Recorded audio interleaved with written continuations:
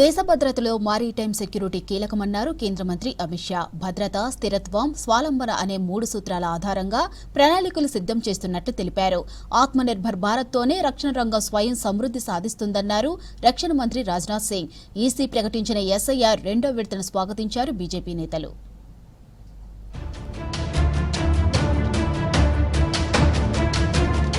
దేశ రక్షణలో maritime security ఎంతో కీలకమన్నారు కేంద్ర మంత్రి అమిత్ షా.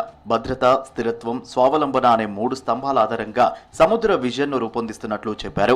ముంబైలో ఇండియా మారిటైమ్ వీక్ 2025ను ప్రారంభించారు. అలాగే మజగావ్ డాక్ లో డీప్ సీ ఫిషింగ్ షిప్లను ప్రారంభించారు. హిందూ మహాసముద్రంలో భారత్ నావీది కీలక పాత్రని తెలిపారు. ప్రపంచ నౌకా నిర్మాణ కేంద్రంగా భారత్ను మార్చడమే లక్ష్యమన్నారు అమిత్ షా. हम जो गहरे स्ट्रक्चरल रिफॉर्म्स किए हैं, इसके आधार पर भारत अब एक उभरती हुई सशक्त ताकत बनकर विश्व के मैरीटाइम नक्शे पर आज बड़े दमखम के साथ खड़ा है. ये मैरीटाइम समिट के माध्यम से आज विश्व के इन्वेस्टर और विश्व के मैरीटाइम इंडस्ट्री के चैंपियंस के लिए खुला हम रख रहे हैं. మహారాష్ట్రలో ట్రిపుల్ ఇంజిన్ సర్కారు రావాల్సిన అవసరం ఉందన్నారు కేంద్ర మంత్రి అమిత్ షా. స్థానిక సంస్థల్లోనూ బీజేపీ మెజారిటీ సీట్లు సాధించాలని పిలుపునిచ్చారు. మన ప్రత్యర్థులు పూర్తిగా తుడిచిపెట్టుకుపోయేంత బలంగా ప్రచారం చేయాలన్నారు. డబుల్ ఇంజిన్ పాలనలో ప్రజలు సంతోషంగా ఉన్నప్పటికీ తాను హ్యాపీగా లేనన్నారు అమిత్ షా.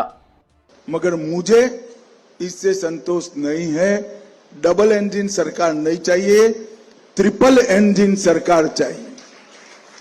तहसील पंचायत, जिला पंचायत, म्युनिसिपैलिटी और म्युनिसिपल कॉरपोरेशन मैं भारतीय जनता पार्टी के कार्यकर्ताओं का आह्वान करना चाहता हूं कि इतने दमखम के साथ लड़िए कि विरोधियों का सुपड़ा साफ हो.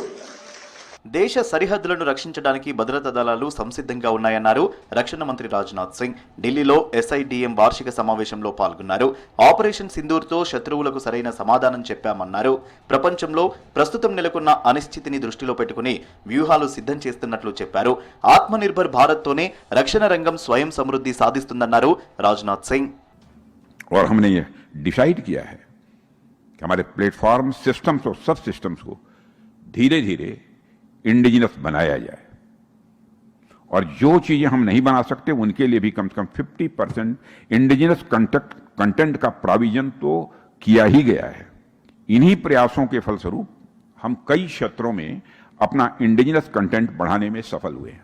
ఎలక్ట్రానిక్స్ ఇండస్ట్రీలో భారత్ పూర్తి సాధికారత సాధించాల్సిన అవసరం ఉందన్నారు కేంద్ర మంత్రి అశ్విని వైష్ణవ్. ఎలక్ట్రానిక్స్ కాంపోనెంట్ తయారీకి అధిక ప్రాధాన్యత ఇస్తున్నట్లు తెలిపారు. దీనికోసం కేంద్రం ప్రత్యేక రాయితీలు కల్పిస్తున్నట్లు చెప్పారు. హై డెన్సిటీ పీసీబీల తయారీలో మెరుగవ్వాల్సిన అవసరం ఉందన్నారు Ashwini Vaishnav. PCBs, this is a very complex PCB. These kind of PCBs will be manufactured, और ये PCB करीब हर इलेक्ट्रॉनिक इक्विपमेंट में जाती है, whether लैपटॉप हो, सर्वर हो, इंडस्ट्रियल इक्विपमेंट हो, ट्रेन सेट हो, चाहे रॉकेट हो, ट्रेन हो, एविएशन की एरोप्लेन हो, सब में इस तरह की पीसीबी जाती है.